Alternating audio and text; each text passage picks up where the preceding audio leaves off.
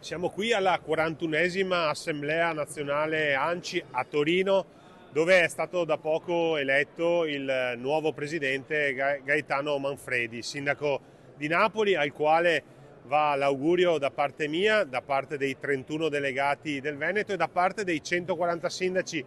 veneti presenti all'Assemblea e dei 560 sindaci che rappresento. Ovviamente col sindaco di Napoli abbiamo già cominciato ad interloquire su tanti temi, a partire da una questione per noi molto importante che è l'autonomia o comunque la questione settentrionale. Il sindaco di Napoli, il sindaco di Treviso può essere che abbiano anche delle visioni diverse, però porteremo dei numeri concreti e soprattutto delle proposte che si pongono come unico obiettivo quello di migliorare la qualità di vita delle nostre comunità e del nostro paese. Però oggi è tempo di elezioni e quindi davvero al sindaco di Napoli va tutto il sostegno di ANCI Veneto, un grande in bocca al lupo per il futuro, con i sindaci veneti che saranno pronti a collaborare per migliorare le condizioni amministrative e di vita delle nostre comunità.